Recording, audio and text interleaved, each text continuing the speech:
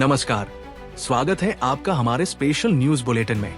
आज की सबसे बड़ी और दुखद खबर महाराष्ट्र के बारामती से आ रही है।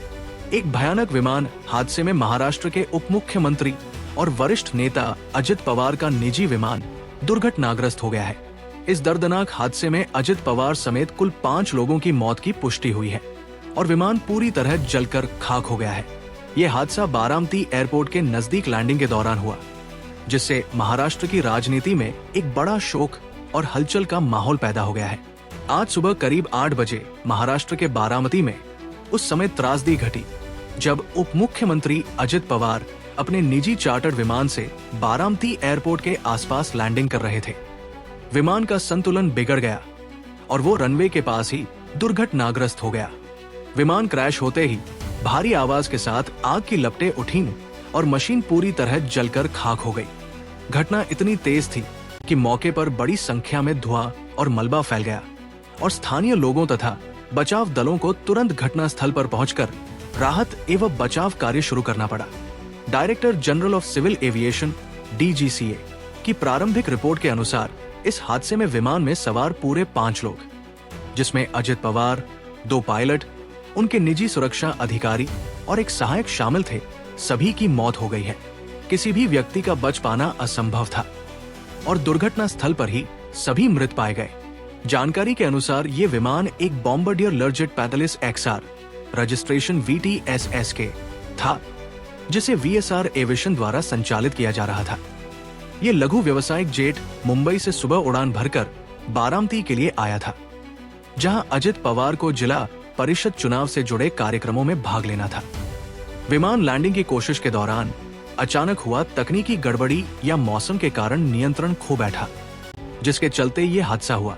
हालांकि दुर्घटना के असली कारण की पूरी जांच DGCA द्वारा जारी की जा रही है। अजित पवार महाराष्ट्र की राजनीति के एक दिग्गज नेता थे। वे राष्ट्रवादी कांग्रेस पार्टी (NCP) के वरिष्ठ नेता और वर्तमान में महाराष्ट्र के उप मुख्यमंत्री के पद पर कार्यरत थे। उनका राजनीतिक सफर लंबे समय तक महाराष्ट्र की सत्ता में रहा और उन्होंने वित्त, प्रशासन और राज्य विकास के कई महत्वपूर्ण मामलों में भूमिका निभाई थी।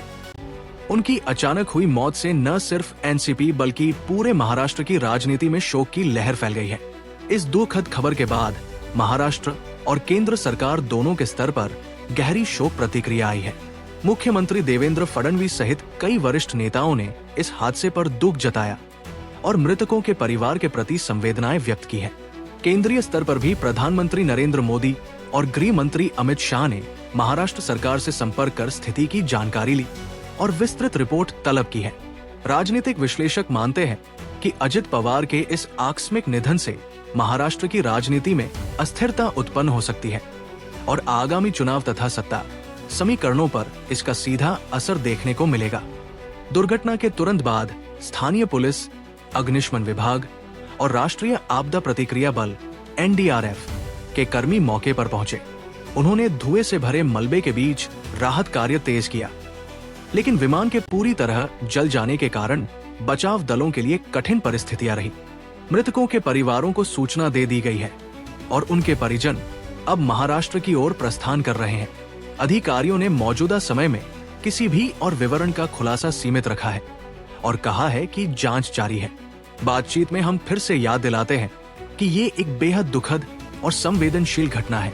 अजित पवार के निधन से महाराष्ट्र राजनीति के समीकरण बदल सकते हैं।